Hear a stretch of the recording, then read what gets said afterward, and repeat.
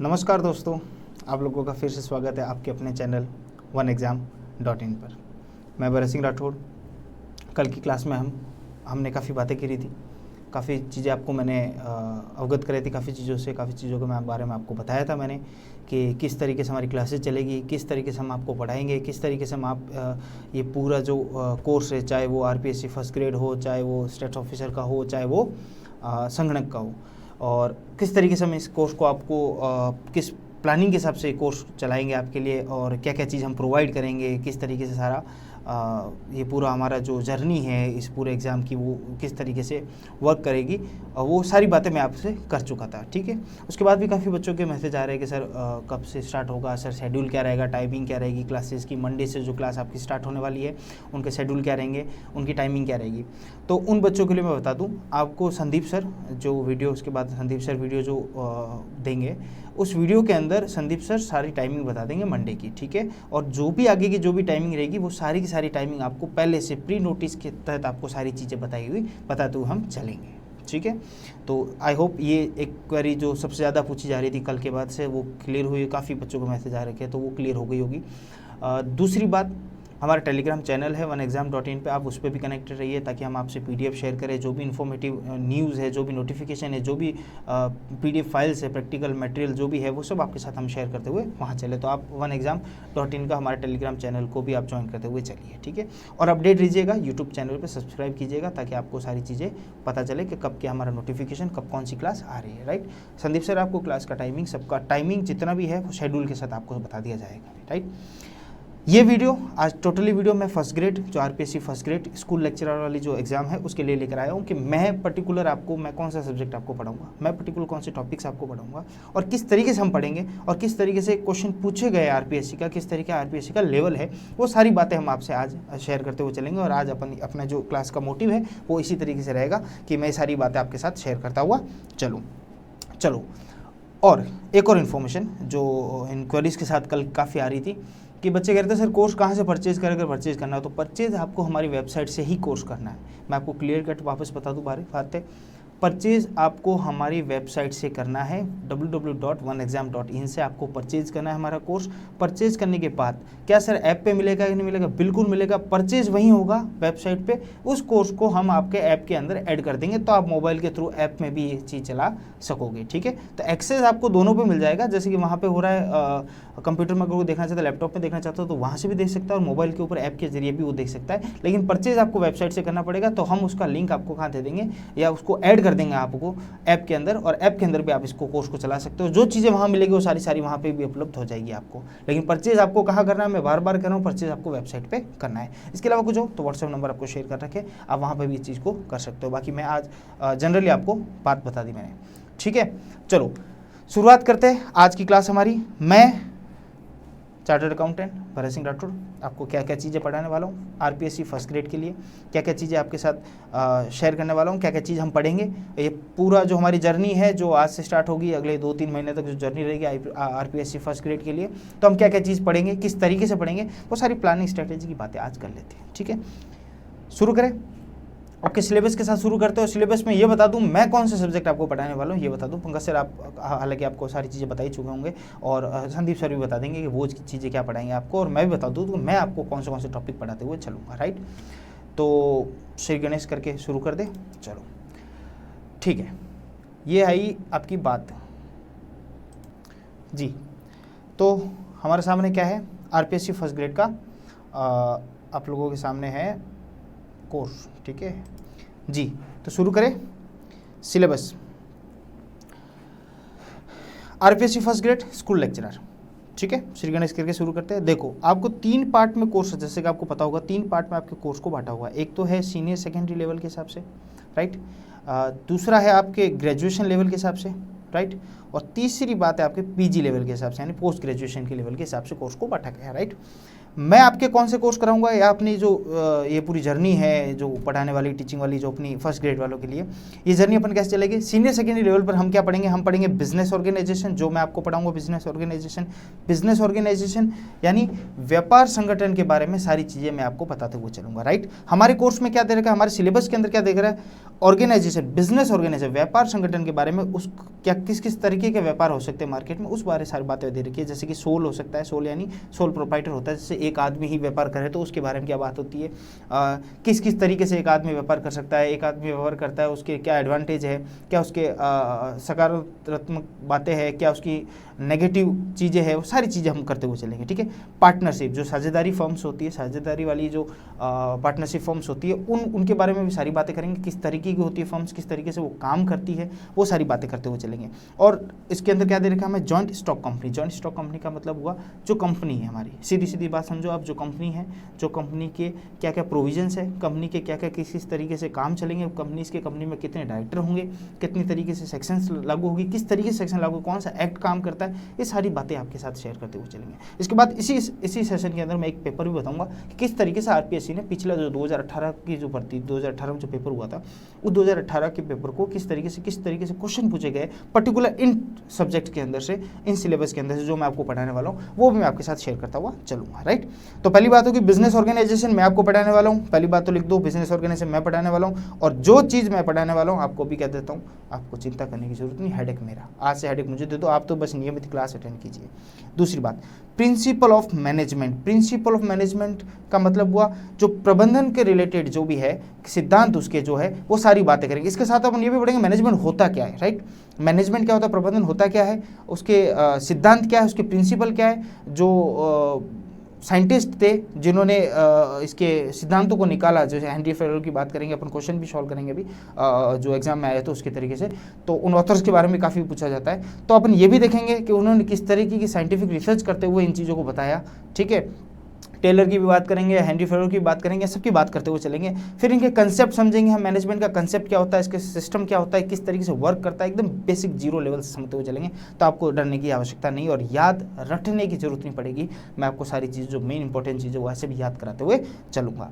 उसका नेचर क्या है, उसकी प्रकृति क्या है, मैनेजमेंट की प्रकृति क्या है, वो भी हम बात करते हुए चलेंगे। सिग्निफिकेंस यानी उसकी इंपॉर्टेंस क्या है, इंपॉर्टेंस यानी उसका महत्व क्या है मैनेजमेंट का अपने ऑर्गेनाइजेशन के अंदर, अपने संगठन के अंदर, जो व्यापार संगठन है, जो अपना बिजनेस हम कर रहे हैं उसके अंदर मैनेजमेंट का क्या रोल है, मैनेजमेंट का क्या महत्व है, वो सारी बातें भी हम करते हुए चलेंगे मेरी क्लास के अंदर भी। बिजनेस ऑर्गेनाइजेशन के सोल प्रोप्राइटर और कंपनी, इनकी बातें करेंगे, मैनेजमेंट प्रबंधन की बातें करेंगे अपन, कैपिटल मार्केट की बातें करेंगे, जो पूंजीगत मार्केट होते हैं उनके बारे में हम बात करेंगे, किस तरीके के मार्केट होते हैं, क्या होता है इन मार्केट के अंदर, और प्राइमरी और सेकेंडरी जो मुख्य मार्केट है वो क्या है, सेकेंडरी जो माध्यमिक मार्केट है वो क्या है, इन सब के बारे में हम बात करते चलेंगे और किस तरीके से इनको अलग अलग किया जाता है, कैसे इनको समझा जाता है, सब टेंशन मुझ पर छोड़ दो, आपको सारी चीज़ मैं कराते हुए चलूँगा।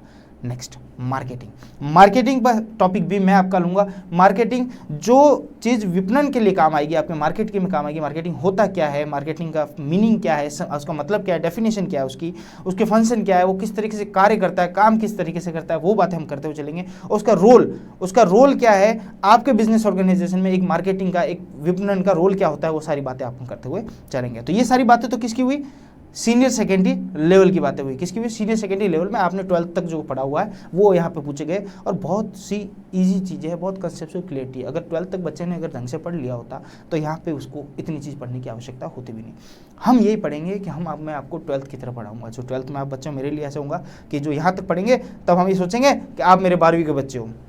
जब ग्रेजुएशन लेवल पे आऊँगा तो मैं सोचूंगा आप बीकॉम वाले बच्चे हो, और जब पीजी लेवल पे आऊँगा तब समझूंगा एमकॉम वाले बच्चे हो। सिंपल सी बात, राइट। चलो, तो यहाँ तक बात हुई किसकी, 12th क्लास पूरी होगी, वापस 12th क्लास अपन ने पास कर दी। 12th क्लास में हमने क्या क्या पढ़ लिया, बिजनेस ऑर्गेनाइजेशन पढ़ेंगे, हम मैनेजमेंट पढ़ेंगे, हम कैपिटल मार्केट किस प्रकार के होते हैं वो पढ़ेंगे, और मार्केटिंग जो विपणन क्या होती है उस तरीके से किस उसका मीनिंग क्या है, उसका स्कोप क्या है, फंक्शन क्या है, किस तरह की थ्योरी किसने दे रखी है, वो सारी चीज़ें भी हम पढ़ते हुए चलेंगे। मोस्ट इंपॉर्टेंट क्वेश्चन जहाँ से बनेंगे वो भी हम करते हुए चलेंगे, एमसीक्यू भी हम करते हुए चलेंगे। अभी मैं 2018 का पेपर दिखाऊंगा और बताऊंगा किस तरीके से सवाल पूछे गए थे और किस तरीके से जाएंगे। चलो, ग्रेजुएशन लेवल आ जाओ भैया, बीकॉम में आ जाओ, एडमिशन हो गया आपका, बीकॉम में फॉर्म भर दिया। अब मैं बताता हूँ बीकॉम लेवल पे, अगर जब आप बीकॉम ने आप अच्छी तरीके से पढ़ी होती बीकॉम में, तो ये सारी चीज़ें वहाँ बीकॉम में अवेलेबल है। नहीं पढ़ी तो क्यों चिंता करते हो, काहे चिंता करते हो, सारी चीज़ें यहीं पे है, तो आप चिंता करना ही नहीं ना। अब बीकॉम वापस कर लेंगे अपन, जैसे MA डबल होती है, BCom डबल करेंगे अपन। चलो ग्रेजुएशन लेवल में सबसे बड़ी बात क्या अपने सामने जो हमारे सिलेबस में दे रखी है, जो मैं आपको कवर कराऊंगा, वो है इंडियन कॉन्ट्रैक्ट एक्ट 1872, 1872 का इंडियन कॉन्ट्रैक्ट एक्ट मैं आपके साथ शेयर करूंगा। इंडियन कॉन्ट्रैक्ट एक्ट के बारे सारी छोटी से छोटी, बड़ी से बड़ी सारी बातें करेंगे और बड़ी आसानी तरीके से करेंगे, एकदम नोटिफाइड तरीके से बोल रहा हुआ। सेक्शन 1 से लेकर 75 की जो है ना धाराएं, सिर्फ उसी में से सवाल आएंगे, उसी तरीके सिलेबस में दे रखा है, यानी 76 आ गई तो सिलेबस से बाहर हो जाएगा, ये अपना मानना है, लेकिन हम इस तरीके से कवर करेंगे ताकि 76 भी आ जाएगा तो आपको डरने की आवश्यकता नहीं होगी। ठीक है भैया, ये मैं कोशिश आपके लिए सारी करके जाऊंगा ताकि बाय चांस 10 क्वेश्चन इधर उधर भी फेंक दे तो आप उसको पकड़ पाओगे। चलो नेक्स्ट, कंज्यूमर प्रोटेक्शन एक्ट 1986 भी आपको कवर कराता चलूंगा। उसके साथ साथ 1986, अब क्या बोलते हैं, आरपीएससी ने तो 1986 दे रखा है, बाकी 2020 में भी आ चुका है कंज्यूमर प्रोटेक्शन एक्ट, अपन उसकी भी बातें थोड़ी बहुत करते हुए चलेंगे। क्या पता आरपीएससी का दिमाग ऐसे घूम जाए और थोड़ा नया कुछ दे दे तो अपन उसके लिए भी प्रिपेयर होते चलेंगे। बहुत ईजी बात है, इसके साथ उसको भी पढ़ते हुए चलेंगे। चलो कंज्यूमर प्रोटेक्शन एक्ट, समझ में आई मेरी बात, आपको समझ में आई कंज्यूमर प्रोटेक्शन एक्ट। इसमें हम क्या पढ़ेंगे, कंज्यूमर प्रोटेक्शन जो उपभोक्ता के लिए जो भी प्रोटेक्शन एक्ट है, ठीक है, आपको पढ़ा होगा, आपने पढ़ा होगा, नेशनल लेवल, डिस्ट्रिक्ट लेवल होता है, फॉर्म होता है, डिस्ट्रिक्ट फॉर्म होता है, फिर आपका स्टेट फॉर्म होता है, फिर नेशनल कमीशन होता है। ये सारी बातें भी इसके अंदर करते हुए चलेंगे। क्वेश्चन बताऊंगा 2018 में किस तरीके से पूछे गए। चलो 2 एक्ट हो गए, 2 कानून हो गए, एक तो इंडियन कॉन्ट्रैक्ट एक्ट पढ़ेंगे, 1 से 75 की धारा, दूसरी पढ़ेंगे अपन कंज्यूमर प्रोटेक्शन एक्ट की सारी बातें अपन कवर करते हुए चलेंगे। फिर वापस ग्रेजुएशन लेवल में वापस मैनेजमेंट का एक अपग्रेड वर्जन दे दिया। क्या दे दिया, फंक्शन ऑफ मैनेजमेंट, मैनेजमेंट के कार्य क्या है, मैनेजमेंट किस तरीके से फंक्शनिंग करता है, किस तरीके से काम करता है, क्या उसकी प्लानिंग है, किस तरीके से मैनेजमेंट, जब आप मैनेजमेंट में होते हो, आप मैनेजर होते हो या आप मैनेजिंग डायरेक्टर होते हो, तो मैनेजमेंट को संभालने के लिए क्या प्लानिंग आप यूज़ करते हो, प्लानिंग की बात करेंगे। ऑर्गेनाइजिंग का मतलब हुआ आप सारी चीज़ों को किस तरीके से सेटल करते हुए चलते हैं, स्ट्रक्चर किस तरीके से होगा आपका, उसकी बात करेंगे हम। स्टाफिंग की बात करेंगे। स्टाफिंग का मतलब कुछ नहीं है, रिक्रूटमेंट, ट्रेनिंग, ये नहीं होता कि अभी आदमी, अपन को आदमी चाहिए होगा स्टाफ के लिए, तो हम क्या करेंगे, स्टाफ का पहले एक नोटिस, जैसे आरपीएससी ने किया, एक नोटिस फेंका, रिक्रूटमेंट फेंका, फिर बोला आ जाओ भैया किस किस को फॉर्म भरना है, सारे फॉर्म भर दो, फिर हम उसमें छटनी करेंगे, कौन एग्जाम देंगे, उसमें सादी छटनी होगी, फिर उनका इंटरव्यू लेंगे, उसमें सादी जाएंगे, इस तरीके से एक प्रोसेस होता है, उसको स्टाफिंग करते हैं, वो भी हम पढ़ेंगे। अच्छी सी चीज़ें सारी देखते हुए चलेंगे। डायरेक्टिंग हम पढ़ेंगे, किस तरीके दिशा देता है एक मैनेजमेंट के अंदर, किस तरह दिशा डायरेक्शन के साथ कोई चीज़ आप कर सकते हो।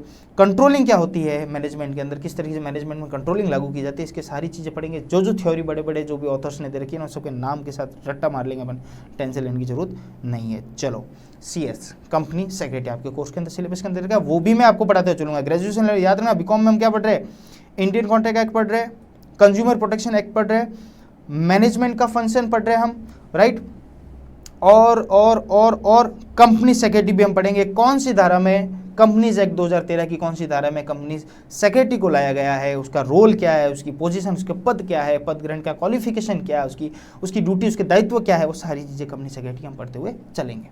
नेक्स्ट, ह्यूमन रिसोर्सेज भी हम आपके साथ शेयर करते हुए चलेंगे। ह्यूमन रिसोर्सेज का मतलब है मानव संसाधन के रूप में, मानव संसाधन के रूप में एक कंपनी को मानव संसाधन के रूप में क्या क्या चीज़ चाहिए होती है, और ह्यूमन रिसोर्सेज के लिए वो क्या क्या चीज़ एप्लीकेबल करता है, जिससे उसको अच्छे क्या बोले स्टाफ भी मिल जाए, पर्सोनल जो स्टाफ होते हैं, वर्कर होते हैं, जो एम्प्लॉय होते हैं, वो बढ़िया मिल जाए। तो उसके लिए क्या क्या चीज़ होगी, उसकी मीनिंग क्या है, उसका स्कोप क्या है, उसका रोल्स और फंक्शन क्या है, वो भी सारी चीज़ें हम आपके साथ कवर करते हुए चलेंगे। बहुत ईजी वे में कवर करेंगे, कोई भी बाहर नहीं जाएगा। Meaning and nature of entrepreneurship, entrepreneurship का मीनिंग और नेचर। एंटरप्रेन्योरशिप का मतलब क्या हुआ, उद्यमी। आप सब एक जो नौकरी पालेंगे, नौकरी नहीं पाएंगे तो उद्यमी तो कहीं ना कहीं बनेंगे, तो उद्यमियों का क्या होगा, रोल्स क्या होगा, उसका मीनिंग क्या होगा, उसका सिस्टम, और राजस्थान में इसका क्या रोल है, राजस्थान में उद्यमी जो क्षेत्र में लोग हैं, जो एंटरप्रेन्योरशिप है, जो एंटरप्रेन्योर है, उनका क्या रोल है, उनके लिए क्या क्या चीज़ें हैं, क्या उसका नेचर है, क्या उसकी प्रकृति है, क्या उसकी मीनिंग है, सारी बातें कवर करते हुए चलेंगे। तो भैया इतनी बातें करते हैं आपका ग्रेजुएशन पूरी हो जाएगी मेरी तरफ से, ठीक है। हालांकि इकोनॉमिक्स में भी कुछ है, कुछ आपका अकाउंट्स में भी है, सारी चीज़ें। मैं आपको सिर्फ ये क्या पढ़ा रहा हूँ, मैं आपको पढ़ा रहा हूँ बिजनेस ऑर्गेनाइजेशन, मैनेजमेंट, मार्केटिंग, विपणन, कैपिटल मार्केट, इंडियन कॉन्ट्रैक्ट, कुछ लॉ का पोर्शन आ गया, कंज्यूमर प्रोटेक्शन एक्ट आ गया, लॉ का पोर्शन आ गया, ये भी मैनेजमेंट, फिर उसी का थोड़ा बड़ा वर्जन मैनेजमेंट आ गया, वो भी पढ़ा देंगे अपन। मैनेजमेंट एक साथ पूरा करेंगे, दोनों ही पूरा हो जाएगा। कंपनी सेक्रेटरी के बारे में छोटी मोटी बातें सारी पूरी करते चलेंगे। ह्यूमन रिसोर्सेज के बारे में सारी बातें आपको बताते चलूँगा। मोस्ट इंपॉर्टेंट क्वेश्चन MCQ क्या बनेंगे वो भी बताते चलेंगे।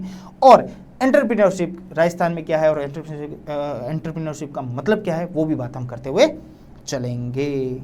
ओके, चलो हो गई बीकॉम भैया। अब आ जाए PG में। अब बात करेंगे अपन किसकी, पीजी। पीजी यानी पोस्ट ग्रेजुएट। अब मैं आपको क्या करवा लेता हूँ, एमकॉम करवा देता हूँ थोड़ी सी। एमकॉम में कुछ नहीं है, थोड़ा सा वर्जन बड़ा करता हूँ। वर्जन में कंज्यूमर प्रोटेक्शन एक्ट पढ़ लिया। यहाँ क्या पढ़ेंगे, कंज्यूमर बिहेवियर और बाइंग मोटिव्स। यानी कंज्यूमर का, एक कंज्यूमर होता है, उसका बिहेवियर क्या होता है, उसका बिहेवियर क्या होता है, मतलब मार्केट में वो किस तरीके से क्या करता है, बिहेव करता है ना। उपभोक्ता जब खरीदने आता है तो उसका बिहेवियर, उसका ट्रेंड क्या है, ट्रेंड यानी उसको क्या चीज़ चाहिए, समझ रहे मेरी बात, क्या फैशन में है, क्या जोग्राफिकल, हिमाचली होगा तो कुछ और चीज़ मांगेगा, राजस्थानी होगा तो कुछ और चीज़ मांगेगा, समझ रहे मेरी बात। तो ये सारी चीज़ें अपन क्या करेंगे, कंज्यूमर प्रोटेक्शन बिहेवियर में पढ़ेंगे। और उसकी जो बाइंग मोटिव्स है, जो उसके बाइंग मोटिव्स है, उसको भी हम पढ़ते हुए चलेंगे। और इसी बाइंग मोटिव्स के साथ साथ हम ये देखते हुए चलेंगे कि खरीदने का उसका मकसद क्या है, खरीदने का उसका मकसद क्या है। चलो, मार्केटिंग एनालिसिस भी हम साथ में पढ़ते हुए चलेंगे। मार्केटिंग एनालिसिस का मतलब क्या हुआ, मार्केटिंग विपणन बता चुका हूं मैं। मार्केटिंग यहाँ पढ़ा था अपन ने, 12th में पढ़ा था। मार्केटिंग होता क्या है समझ लिया था अपन ने 12th में, हमने फंक्शन उसके समझ लिया था, उसका रोल समझ लिया था। अब हम जब पीजी लेवल पर आएंगे ना, हम ये समझेंगे अच्छा होता क्या है, ये हम समझ लिया। उसका एनालिसिस यानी अब हमें देखना है कि उसका विश्लेषण करके देखेंगे मार्केटिंग का, कि मार्केटिंग किस तरीके से वर्क करता है हमारे ऑर्गेनाइजेशन में, किस तरीके से हम उसको छोटे छोटे टुकड़ों में बांटेंगे और किस किस तरह की मार्केटिंग दुनिया में होती है, उसके ऊपर रिसर्च करेंगे, उसका विश्लेषण करेंगे और फिर बताएंगे कि भाई हमारे लिए कितनी उसको यूजफुल है कि नहीं है। तो उसका बड़ा वर्जन हो गया मार्केटिंग का, ठीक है। Role of advertising, advertising in marketing. वापस देखो, मार्केटिंग में एडवर्टाइजिंग यानी जो विज्ञापन है उसका मार्केटिंग में क्या रोल है वो हम देखते हुए चलेंगे। और विज्ञापन करने की क्या क्या स्ट्रेटेजियाँ है, क्या क्या किस किस तरीके के विज्ञापन हम कर सकते हैं, किस किस तरह के विज्ञापन होते हैं और किस संगठन में किस तरीके के विज्ञापन करने उचित रहते हैं, वो सारी चीज़ें हम करते हुए चलेंगे। और सबसे लास्ट टॉपिक है आपका जो मैं लेते हुए चलूँगा, आपका मीडिया मैनेजमेंट। मीडिया को कैसे मैनेज किया जाए, मीडिया को कैसे मैनेज किया जाए।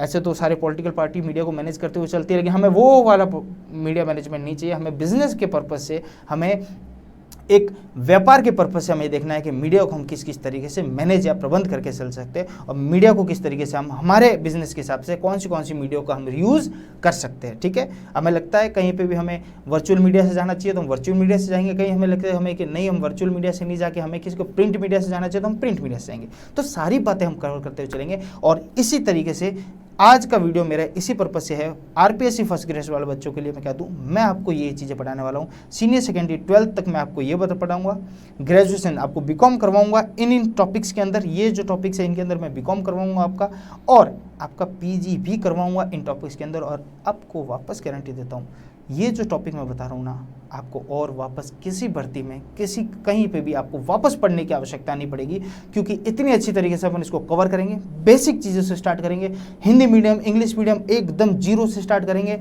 एमसीक्यू साथ में करेंगे, किस तरीके क्वेश्चन पूछे जाते हैं वो करेंगे, और पास्ट पेपर को तो सॉल्व कर ही रहे, अपन को पता चली जाएगा आरपीएससी का लेवल क्या पूछने का और आरपीएससी किस तरीके से सवाल पूछती है। चलो, अब मैं आपके साथ जो शेयर करना चाहता हूँ वो है ओल्ड पेपर। ये है अपना प्राध्यापक कॉमर्स का है, 2018 का पेपर है, जो 10/1/2020 को हुआ था। कब हुआ था? 10/1/2020 को हुआ था, यानी 10 जनवरी 2020 को पेपर हुआ था, ठीक है। सर ये आपने क्यों बताया, हमें ऐसे बता दिया, सामने आ गया मैंने बता दिया। चलो, मैं मेरे क्वेश्चन लेके आया हूँ, ठीक है। किस किस तरीके के क्वेश्चन आपके हैं। अच्छा, ये हाईलाइटर ज़्यादा हो गया इसमें, चलो कोई बात नहीं, इसको थोड़ा कम कर देंगे। ये क्या है, इसमें ज़्यादा हो गया, ठीक है, हम इसको कम करते हैं, मैं आपको बता दूंगा इसका आंसर क्या क्या है, ठीक है। पहला क्वेश्चन मैं सिर्फ छोटे छोटे ले रहा हूँ, क्लास जब चलेगी उसके साथ इसी सब क्वेश्चंस को मैं वापस डिस्कशन करते चलूँ। सिर्फ आपको एग्जांपल बता रहा हूँ मैं कि किस तरीके से क्वेश्चन आते हैं, ठीक है। जो मोस्ट इंपॉर्टेंट अच्छे क्वेश्चन हैं मैं बताता हूँ। जैसे एक ह्यूमन रिसोर्सेज का ले लेते हैं हम, मानव संसाधन का एक क्वेश्चन ले लेते हैं। जैसे कि ह्यूमन रिसोर्सेज मैनेजमेंट इज, यानी मानव संसाधन प्रबंधन का क्षेत्र है। मैंने आपको बताया था मानव प्रबंधन क्या है, ह्यूमन रिसोर्सेज क्या है, कि हम क्या करें, हम हमारे जो स्टाफ है, जो हमारे जो वर्कर्स है, इन सब का मैनेजमेंट किस तरीके से, यानी इनको इनके वेलफेयर के लिए क्या कर रहे हैं, इनके ट्रेनिंग के लिए क्या कर रहे हैं, इनको ला रहे हैं तब हम जब ट्रेनिंग स्टाफिंग कर रहे हैं, जब इनका मतलब इंटरव्यू कर रहे हैं तब हम क्या कर रहे हैं चीज़ों को, और फिर इनको एनवायरमेंट यानी जो वातावरण है हमारे यहाँ, जो वर्किंग वातावरण है हमारे व्यापार के अंदर, हम वो किस तरीके से दे, सारी बातें करेंगे इसके साथ। तो एक क्वेश्चन आया हुआ है पिछले 2018 में कि भाई इसका स्कोप क्या, इसका क्षेत्र कितना बड़ा है। तो पढ़ते हैं कि एक ऑप्शन क्या क्या है। ट्रेनिंग एंड डेवलपमेंट, क्या इसके अंदर ट्रेनिंग और डेवलपमेंट है। मैंने आपको बताया था ट्रेनिंग भी इसके अंदर, उसको हम भाई ट्रेन तो करेंगे, उसका डेवलपमेंट तो करेंगे उसका, तभी हमारे लायक होगा आदमी।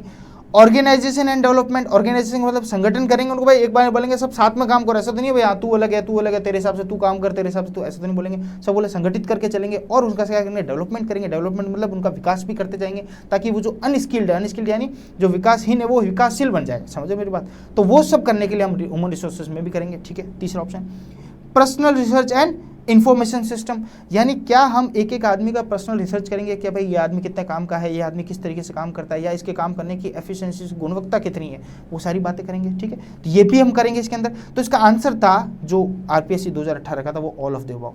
अब जब ह्यूमन रिसोर्सेज के बारे में आपको इतना पता चलेगा, मानव संसाधन का मतलब क्या है, सारी बातें अपन को पता चल गई, तो तीनों ऑप्शन जब आप देखोगे ना आपको समझ में आ जाएगा ये तीनों ही ऑप्शन की क्या है, उसका क्षेत्र, उसका स्कोप है। तो आप चौथे को आंसर को चौथा टिक करते हैं, आपको 1% सोचने की जरूरत नहीं पड़ेगी, तुक्का मारने की जरूरत नहीं पड़ेगी। देख लो किस स्तर कितने इजी क्वेश्चन आ रहे हैं, और ये सब क्वेश्चन आपको और भी ज़्यादा इजी लगेगा जब हमारा कोर्स पूरा हो जाएगा। अब देखो ये जो मैनेजमेंट का कंसेप्ट किसने दिया था, पूछा था भाई इंट्रोड्यूस, ये ज़्यादा सवाल आते हैं आरपीएससी में, काफ़ी सवाल आते हैं। जो ऑथर कौन था, इसने किसने मैनेजमेंट का ये दिया था, जैसे यहाँ पे पीटर एफ ड्रकर है, ठीक है, इसने दिया था, क्या दिया था, इसने दिया था, इसका कंसेप्ट दिया था कि मैनेजमेंट होता क्या है, ठीक है, प्रबंधन होता क्या है, इसका कंसेप्ट दिया। तो ये सारी चीज़ें हैं, कुछ ऐसे कुछ नहीं है, 20-25 नाम है, अपन याद कर लेंगे और उसी के ऊपर सवाल आएंगे, ठीक है।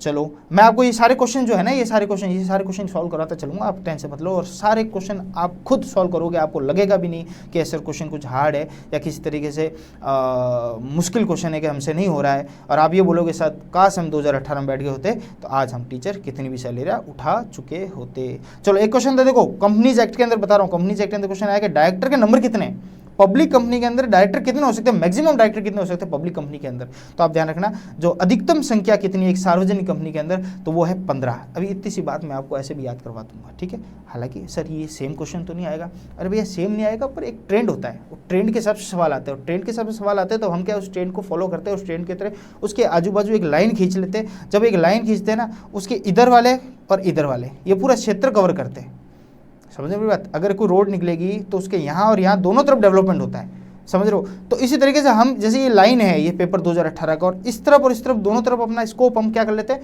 थोड़ा सा फैला देते हैं। उससे हमें ये पता चल जाता है कि भैया क्वेश्चन सारा कवर कर लेंगे, ताकि इधर इधर थोड़ा भी हो जाए तो हमें कोई दिक्कत करने की वाली बात नहीं है। चलो और कुछ एक आध क्वेश्चन और मैं आपको बता देता हूँ, बहुत ईजी क्वेश्चन है, बहुत ईजी क्वेश्चन है।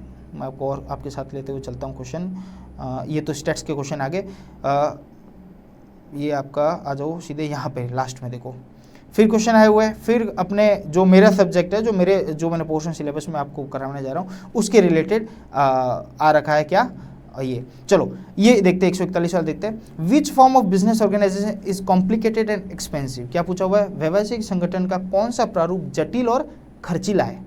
तो जब अपन पढ़ेंगे, जब पहला ही अपना टॉपिक है बिजनेस ऑर्गेनाइजेशन, जब हम व्यापार संगठन के बारे में पढ़ेंगे तब हम सबके बारे में पढ़ेंगे कि एक आदमी व्यापार करे तो क्या होता है, जब पार्टनरशिप में अगर साझेदारी में करे तो क्या होता है, और जब कंपनी बनाए तो क्या होता है। तब हम ये समझेंगे जो कंपनी बनेगा वो थोड़े जटिल होगा, मतलब उसको बनाने का प्रोसेस थोड़ा भारी होगा, प्लस वो खर्चीला होगा, उसको बहुत ज़्यादा मेंटेनेंस आरओसी की कंप्लाइंस करनी पड़ेगी, ये करना पड़ेगा, और जब आप बनाओगे फॉर्मेशन तब भी ज़्यादा खर्चीला होगा इन कंपेयर या इनके मुकाबले किनके, सोल और पार्टनरशिप के।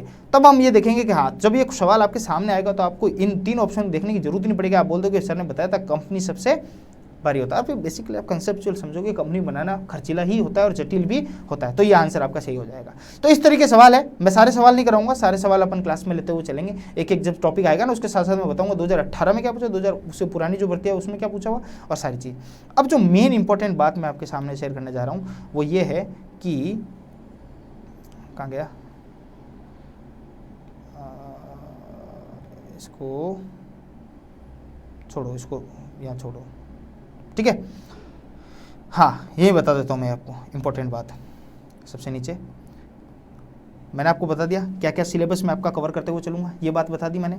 अब जो मेरा जो सिलेबस है, ठीक है, जो सिलेबस मैं आपके साथ कवर कर रहा हूँ, जो मैं आपको इतनी बातें बताई मैंने, जो भी सिलेबस आपको दिखाया, वो सिलेबस में से क्वेश्चन कितने आएगा, वेटेज कितना रहेगा, सर किस प्रकार के आपके पर्टिकुलर क्लास से हमारे अंदर वेटेज कितना रहेगा। तो मैं आपको बताता हूँ 2018 में इसके कितने क्वेश्चन पूछे गए, अराउंड 40 क्वेश्चन पूछे गए, कितने 40 सवाल पूछे गए, कितने में से 40 सवाल 150 में से, कितने में से 150 में से 40 सवाल पूछे गए। तो ऑन एन एवरेज अगर मैं आपको बताऊँ ना, तो मेरा वेटेज रहेगा आपके अंदर रहेगा करीबन 30 से 35% का। कितने का? 30। यानी अगर मैं सीधी सीधी बात बोलूँ, आप इसका कर दो कितना, 1/3 करोगे तो कितना हो जाएगा, 50 सवाल होगा। तो अराउंड आपका रहेगा, ये देख लो 1/3 जितना मामला। 40 आए थे पिछली बार में, इस बार 40 से 45 सवाल भी आएंगे। तो अराउंड इतना वेटेज रहेगा अपनी क्लास का। और जो सिलेबस मैंने आपको बताया, मार्केटिंग हो, मैनेजमेंट हो, सारी चीज़ें, उनका वेटेज रहेगा 40 से 50 MCQ का। किसकी बात करेंगे अपन?